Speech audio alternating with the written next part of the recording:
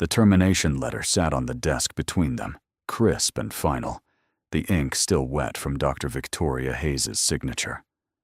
"You're brilliant, Dr. Mitchell," she said, her voice measured and tired, like someone who'd rehearsed this speech too many times. "But brilliance without order is chaos." But Hayes wasn't looking at the paper anymore.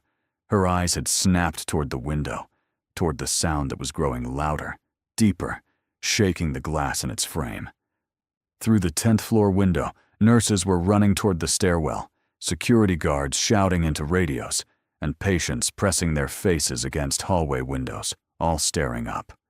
The roar of rotor blades cut through the autumn air, drowning out her words, the heart monitors, everything.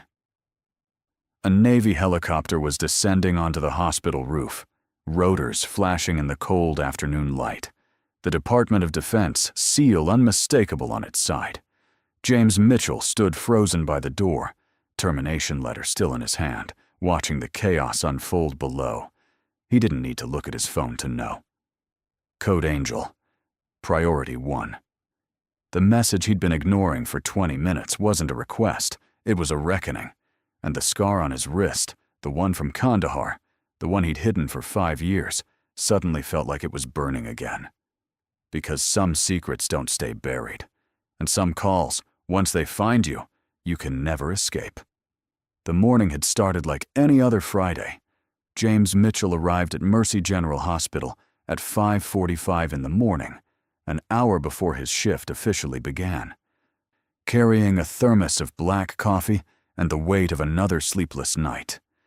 The emergency room was already humming with the familiar chaos, monitors beeping in staggered rhythms, the sharp antiseptic smell mixing with the metallic tang of blood. Nurses moving between curtained bays with practiced efficiency. He'd worked here for 4 months now, ever since he'd left his old life behind, and decided Tommy deserved a father who came home every night. Tommy was 8 years old, small for his age, with his mother's dark eyes and a smile that could break James's heart and put it back together in the same moment. Sarah had died when Tommy was 2, an aneurysm that took her in her sleep, and James had been overseas when it happened, operating on a Marine in a bombed-out clinic while his wife took her last breath 3,000 miles away. That was 5 years ago. 5 years of guilt that sat in his chest like a stone he couldn't cough up. He'd promised himself after Sarah's funeral that he would never miss another moment of Tommy's life.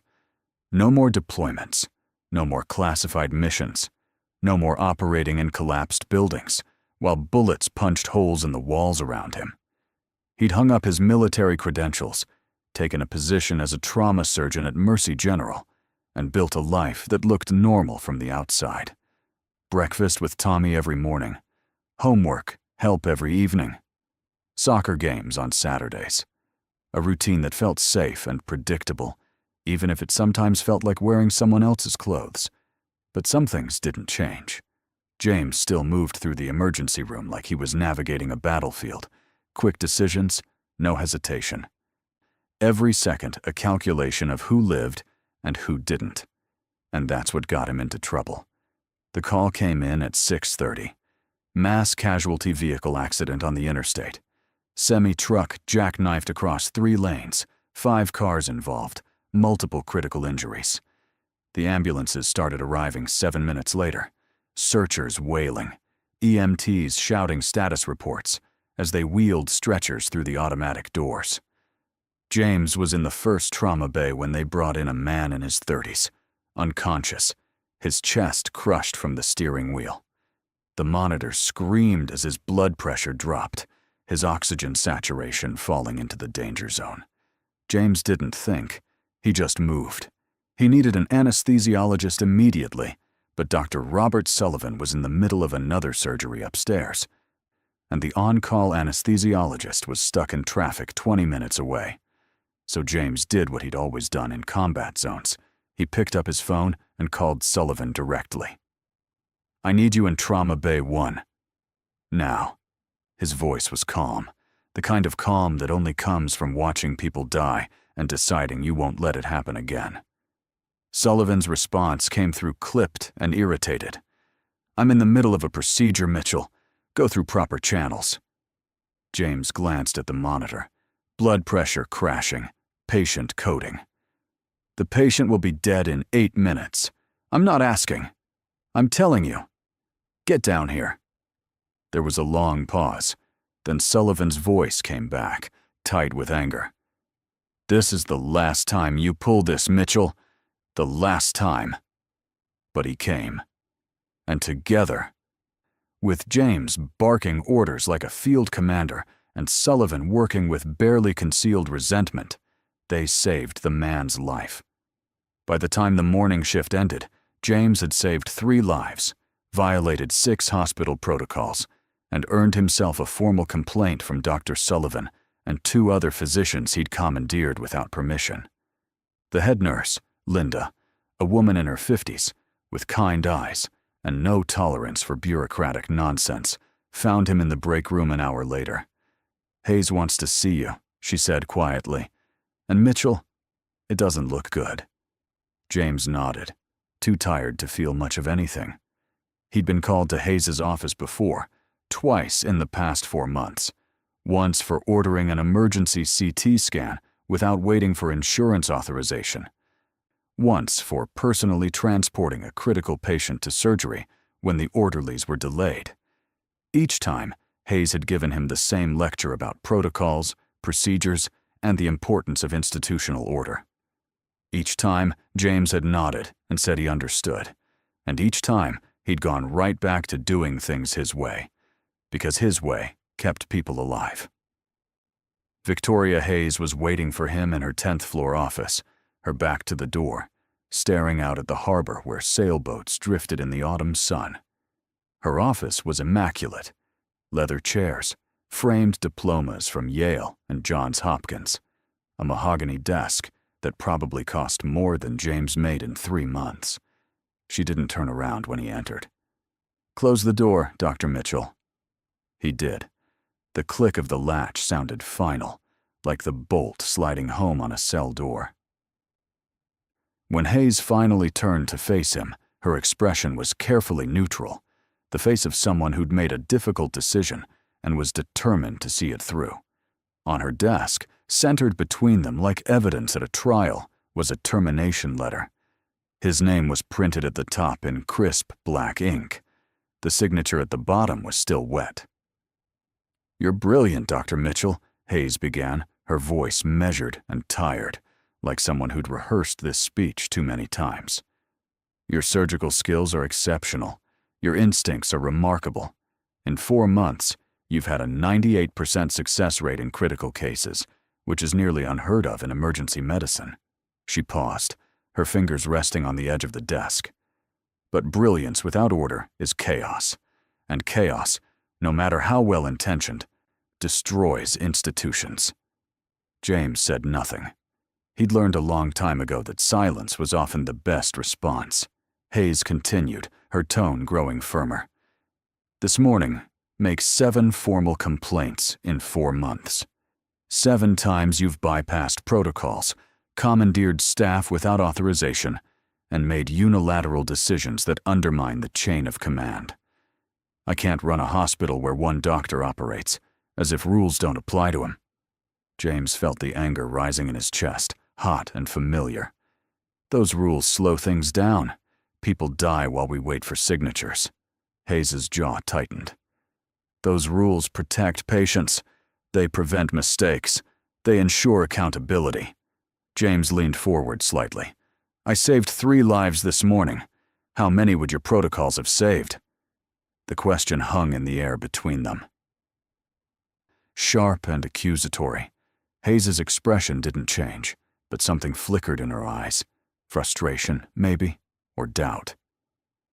"That's not the point," she said quietly. "The point is that you're not a one-man army, Dr. Mitchell. You're part of a team, part of a system. And if you can't work within that system, then you can't work here." She pushed the termination letter across the desk toward him. "Effective immediately. Security will escort you to collect your belongings." James stared at the paper for 3 seconds, long enough to memorize every word, short enough to hide the anger burning in his chest. He thought about Tommy, about the promise he'd made to Sarah's grave, that he would be there for their son, about the carefully constructed normal life that was now collapsing around him. He thought about the man in Trauma Bay 1, the one who was alive right now because James had refused to follow proper channels. And he thought about all the people he'd saved over the years. Soldiers bleeding out in the sand, civilians trapped under rubble, casualties of wars that most people never knew existed. He'd saved them by breaking rules, by ignoring protocols, by doing whatever it took in the moment when seconds mattered more than procedures. And now he was being punished for it. But Hayes wasn't looking at the paper anymore.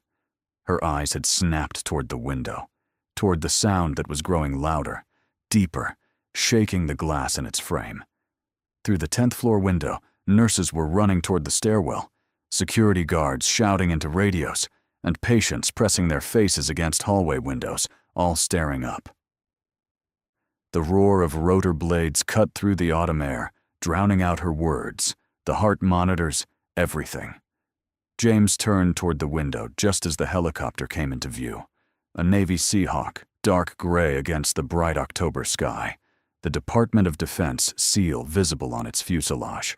It was descending directly onto the hospital's rooftop helipad, rotors churning the air into a thunderous cyclone.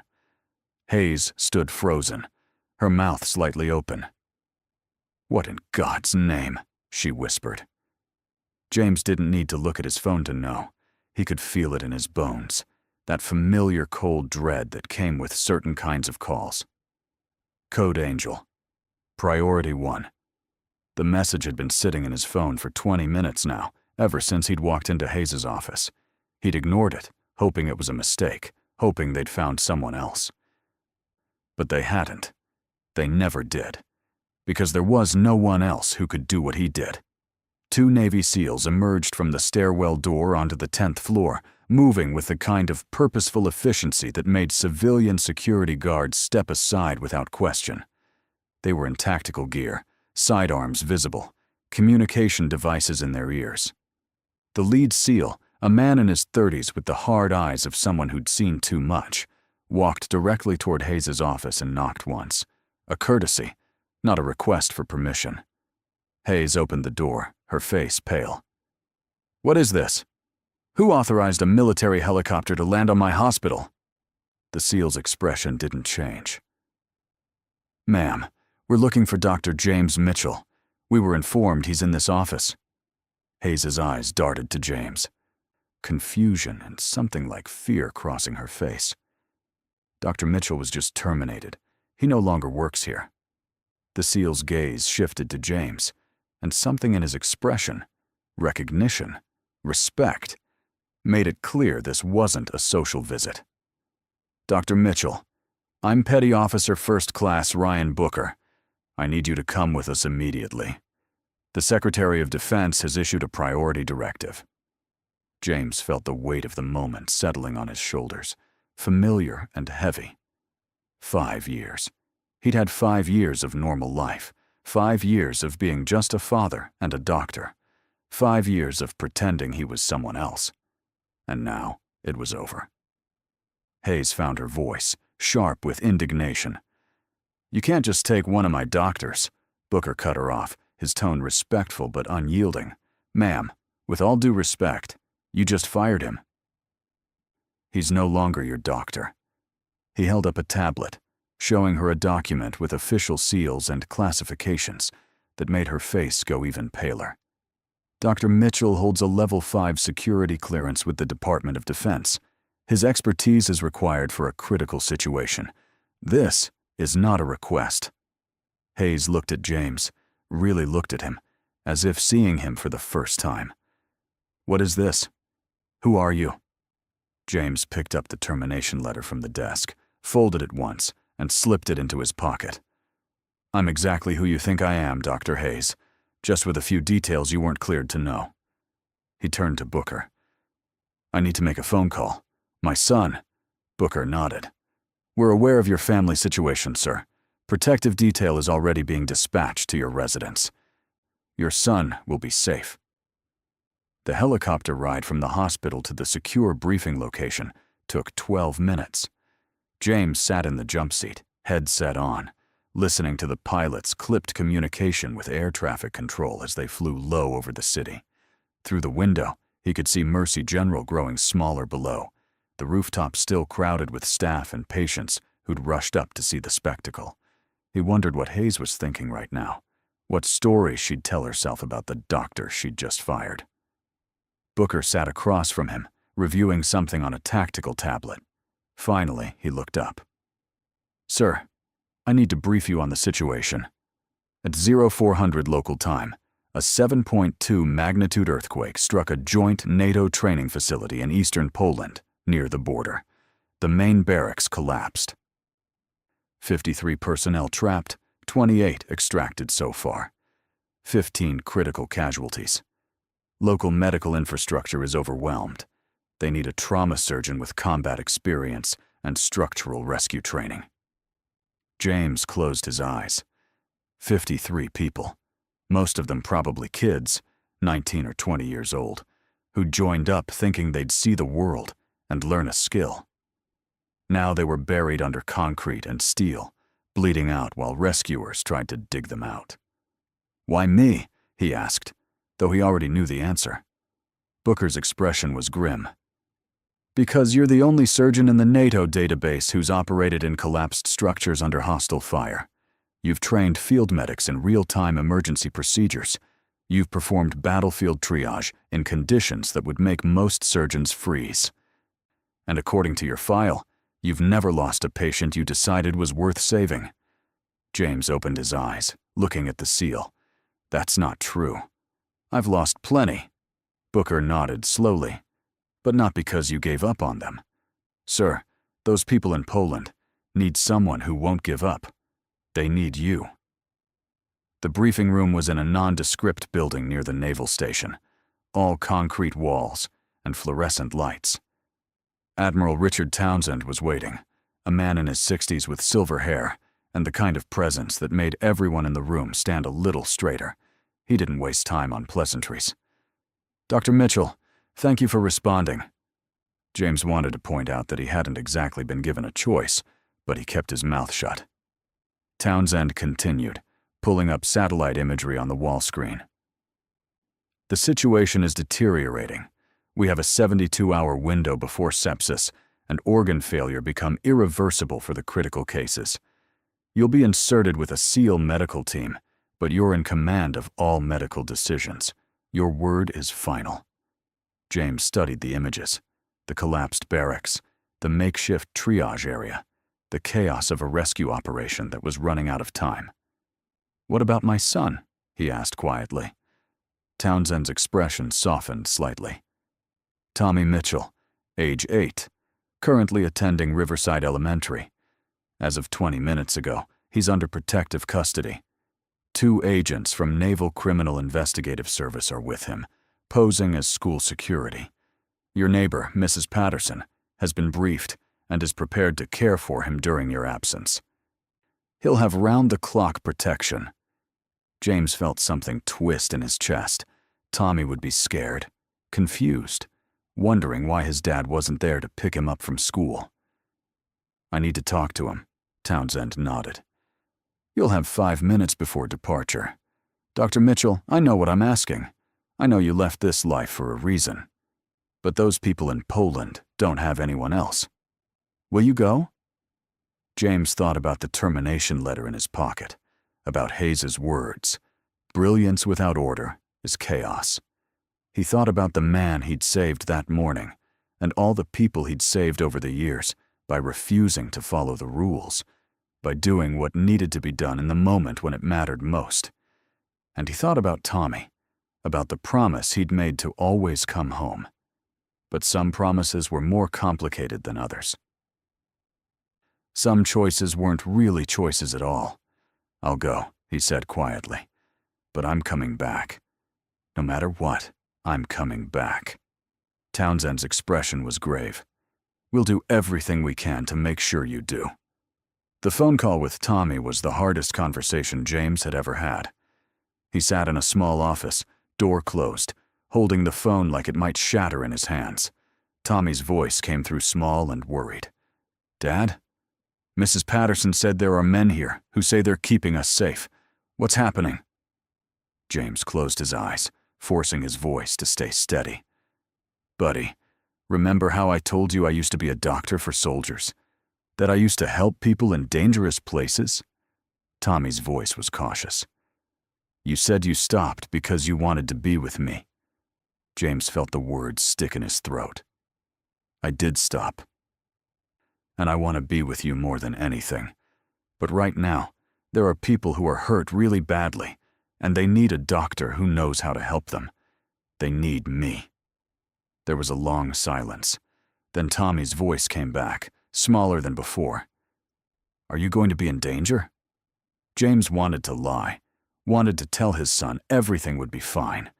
But he'd promised himself he would never lie to Tommy, not about the important things. "Maybe, a little. But I'm going to be very careful, and I'm going to come home as soon as I can." Tommy was quiet for a moment. When he spoke again, his voice was trying to be brave. "How long?" James swallowed hard. 72 hours. 3 days. That's all." Tommy sniffled, and James knew he was trying not to cry. Promise? And there it was, the promise James couldn't make. The promise that haunted every soldier, every first responder, everyone who ran toward danger instead of away from it. But Tommy needed to hear it, needed something to hold on to. So James said the words, even though they tasted like ash in his mouth. "I promise, buddy. I'll do everything I can to come home to you." Tommy's voice was barely a whisper. "I love you, Dad." James's vision blurred. "I love you too, Tommy. So much. Be good for Mrs. Patterson, okay?" When the call ended, James sat in the silence for a long moment, the phone still pressed to his ear. Then he stood up, straightened his shoulders, and walked back to the briefing room. There was work to do. The flight to Poland took 9 hours. James sat in the cargo hold of a C-17 transport plane, surrounded by medical equipment, SEAL team members checking weapons, and the low thunder of engines that made conversation nearly impossible. He used the time to review the casualty reports, to mentally prepare for what he'd find when they landed. 15 critical cases meant at least 15 different ways people were dying. Internal bleeding, crushed organs, spinal injuries, traumatic brain injuries. Each one a puzzle he'd have to solve with limited resources, limited time, and limited options. This was what he was good at. This was what he'd spent years training for, first in medical school, then in the Navy, then in the classified operations that didn't officially exist. He'd operated in bombed-out hospitals in Iraq, in jungle clearings in South America, in caves in Afghanistan, where the only light came from headlamps, and the only sound was the ragged breathing of dying men. He'd learned to make impossible choices, to decide who got the medicine and who didn't, to live with the weight of those decisions afterward. But that was before Tommy. Before he'd become a father, responsible for someone other than himself. Before he'd understood what it meant to have someone waiting for you at home. Someone who needed you to come back. The plane hit turbulence, and James's hand instinctively went to his pocket, where he'd tucked a photo of Tommy, taken last month at the beach. Tommy's face lit up with laughter as he ran from the waves. James had been chasing him, and Sarah's mother had snapped the picture without them knowing. It was the only photo James carried, the only reminder he needed of why he couldn't afford to die in some collapsed building halfway around the world. Booker appeared beside him, crouching in the narrow aisle. "We're 30 minutes out, Doc. You should get some rest." James shook his head. "Can't sleep on planes." Booker smiled slightly. "Yeah, I know the feeling. Can I ask you something?" James nodded. "Why'd you leave? 5 years ago you were at the top of the field. You could have had any position you wanted. Why walk away?" James was quiet for a long moment. Then he pulled out the photo of Tommy and held it up. My wife died while I was overseas. Aneurysm. 1 minute she was fine, the next she was gone. And I wasn't there. I was saving someone else's life while my son was losing his mother. Booker's expression was somber. I'm sorry. James slipped the photo back into his pocket. I decided that day that Tommy would never lose both parents to this job. That he'd have at least one parent who came home every night. So I left, took a civilian position, tried to be normal. Booker studied him for a moment. But you couldn't change who you are. James looked up at him. No, I couldn't. And that's why I got fired today. Booker's smile was sad. For what it's worth, Doc, the people we're about to save, they're lucky you're who you are. Rules be damned. The landing zone was chaos. The earthquake had struck at 4 a.m. local time, catching most of the base personnel in their sleep. The main barracks building, a 4-story concrete structure that housed 200 people, had pancaked, each floor collapsing onto the one below. The rescue operation was in its 8th hour, with heavy equipment pulling away chunks of rubble, while medics triaged the casualties as they were extracted. James stepped off the helicopter into a scene that was terribly familiar. The smell of concrete dust and blood, the sounds of shouting and machinery, the organized chaos of people trying to save lives under impossible conditions. A Polish army colonel met them at the landing site, his face gray with exhaustion. Dr. Mitchell, Colonel Andrei Kowalski, thank God you're here. We have 15 critical cases in the field hospital, 5 more still trapped that we're trying to reach. James was already moving, his mind shifting into the mode that had kept him alive and kept others alive through dozens of combat zones. Show me the critical cases first. I need to know what we're dealing with. The field hospital was a nightmare of triage categories. Red tags for critical, yellow for serious, green for walking wounded. James walked through the rows of cots and stretchers, his trained eye assessing each patient in seconds. This one needs surgery within the hour, or he'll bleed out internally. That one has a pneumothorax that needs immediate decompression. This one's spine is fractured, and one wrong move will leave her paralyzed. 15 critical cases. Under normal circumstances, with a full surgical team and a well-equipped OR, he could save maybe 12 of them. Here, with limited supplies and no backup, he'd be lucky to save 8. But James had stopped thinking in terms of normal circumstances a long time ago. He stopped at a cot where a young soldier, couldn't be more than 19, lay unconscious, his chest barely rising, his skin pale and clammy. The field medic beside him looked up, her eyes red from crying. Massive internal bleeding. We can't stabilize him. He's maybe got 30 minutes. James knelt beside the cot, his hands already assessing the patient's abdomen, feeling for the telltale rigidity that meant blood pooling where it shouldn't be. Get me an ultrasound, and I need another surgeon here now. The medic's voice was helpless. We don't have another surgeon. You're it.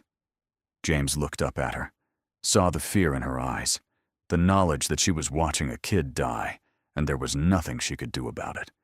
And he made a decision, the kind of decision that had gotten him fired that morning, the kind of decision that broke every protocol but saved lives anyway.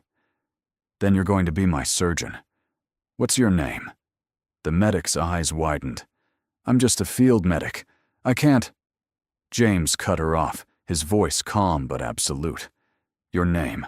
She swallowed hard. Corporal Sarah Banks. James felt something twist in his chest at the name. Sarah, like his wife, but pushed it aside. Okay, Corporal Banks. You're about to learn how to perform an emergency laparotomy. And you're going to do exactly what I tell you, when I tell you, and this kid is going to live. Understood? Banks stared at him for a moment, then nodded slowly. Understood. The surgery took 43 minutes. James operated with Banks as his assistant, talking her through every step, keeping his voice steady and calm, even when the patient's vitals crashed twice, and they had to manually compress his heart to keep blood flowing. Around them, the field hospital continued its chaos, more casualties being brought in, medics shouting for supplies, the grinding sound of heavy equipment still pulling at the rubble. But James tuned it all out. Focusing entirely on the task in front of him, finding the bleeding vessel, clamping it, repairing the damage, closing the abdomen before infection set in. When it was done, when the patient's vitals had stabilized and his color had started to return, Banks looked at James with something like awe. "How did you know I could do that?"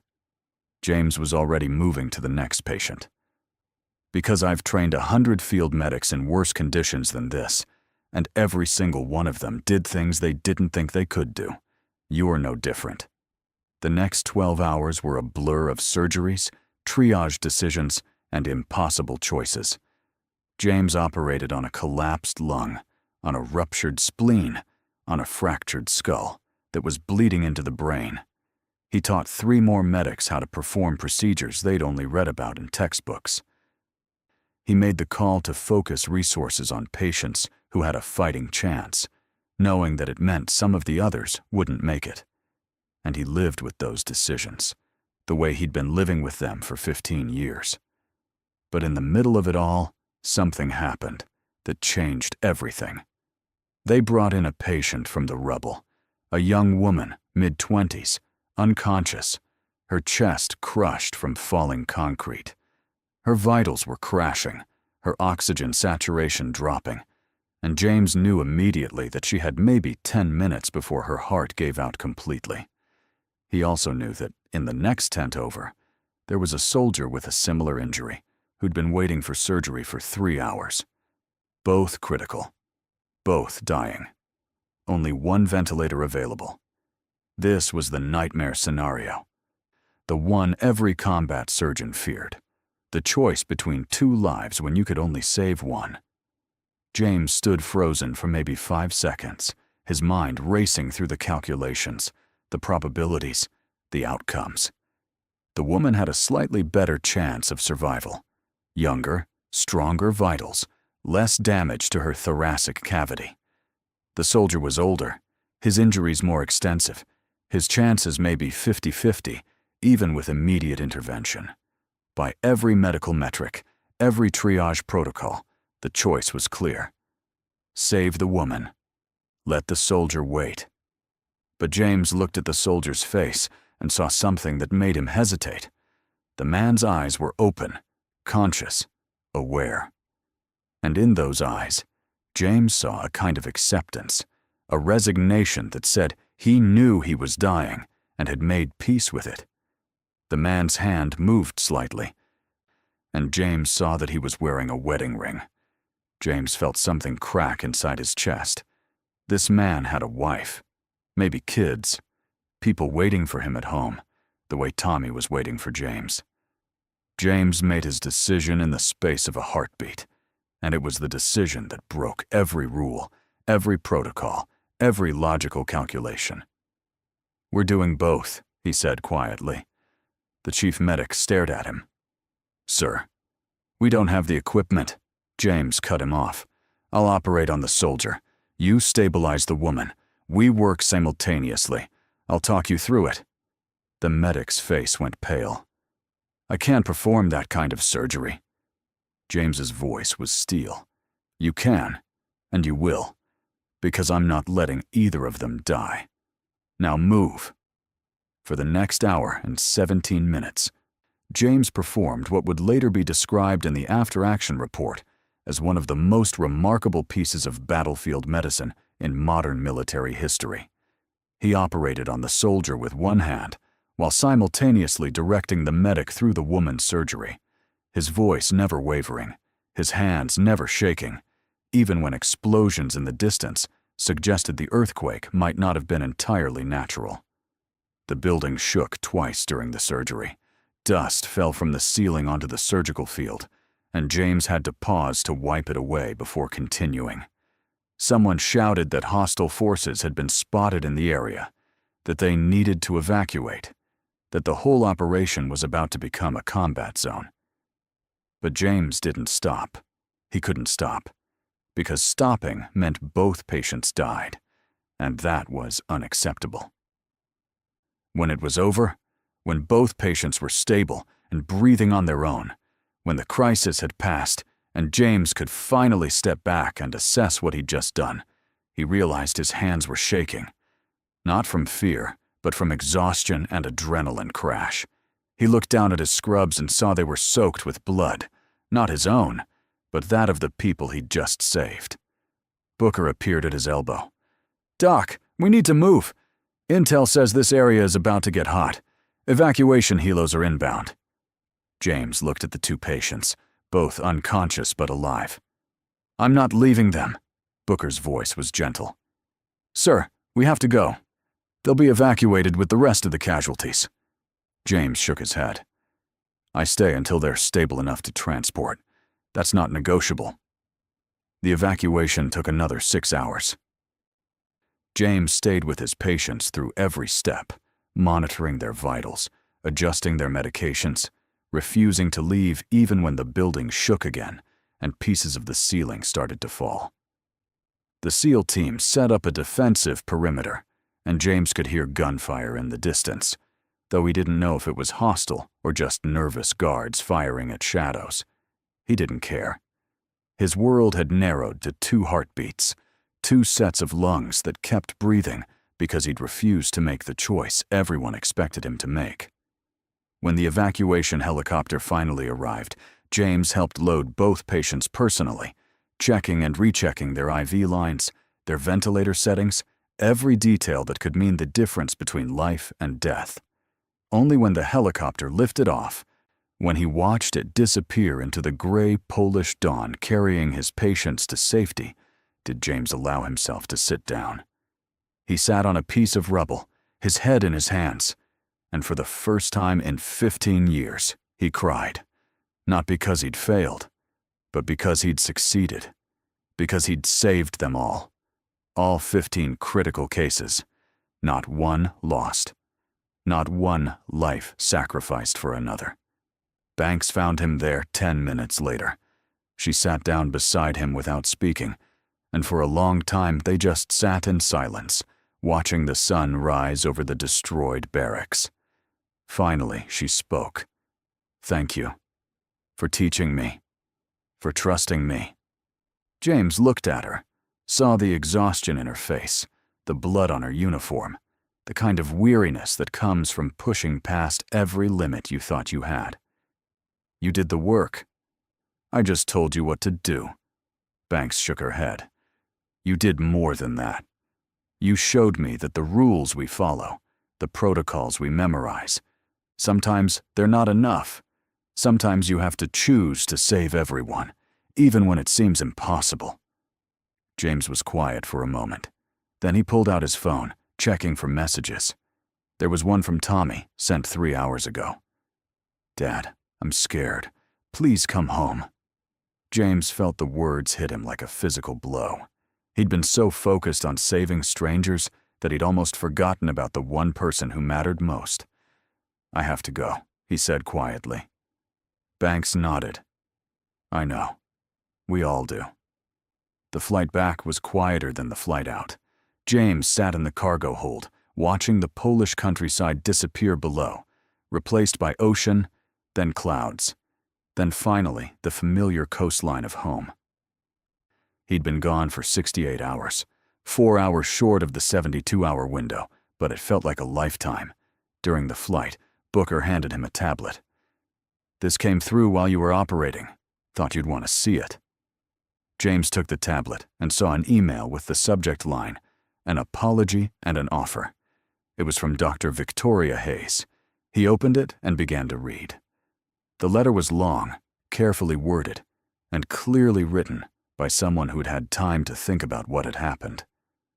Hayes wrote about watching the news coverage of the NATO base rescue, about seeing James's name mentioned again and again, about learning that the doctor she'd fired that morning was being called a hero by everyone from the Secretary of Defense to the Polish Prime Minister.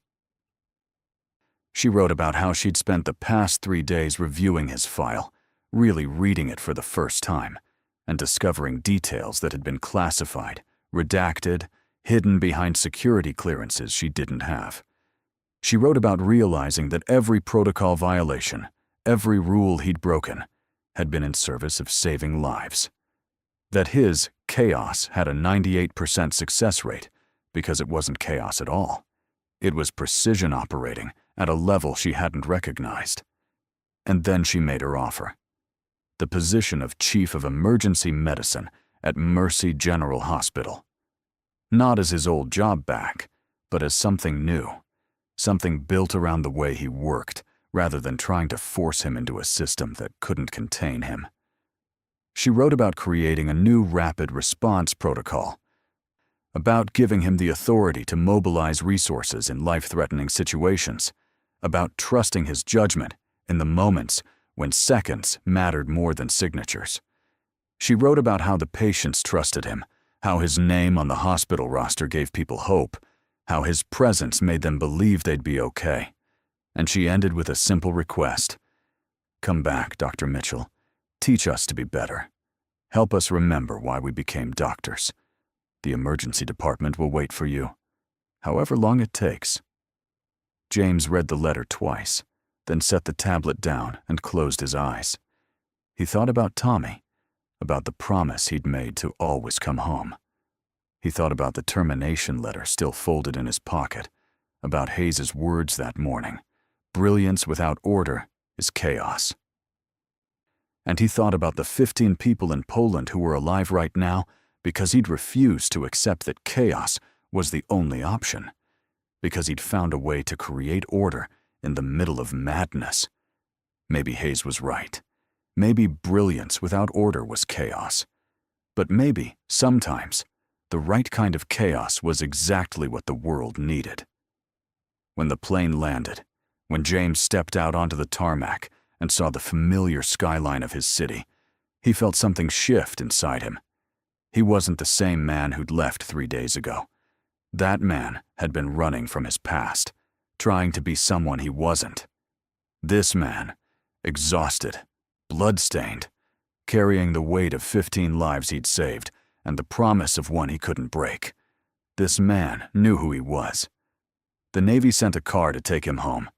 James sat in the back seat, watching the city roll past, and thought about what he'd say to Tommy. How do you explain to an 8-year-old that you left because people needed you, but you came back because he needed you more? How do you teach a child that some promises are complicated, that some choices require you to be in 2 places at once, that loving someone means sometimes breaking your heart to do the right thing?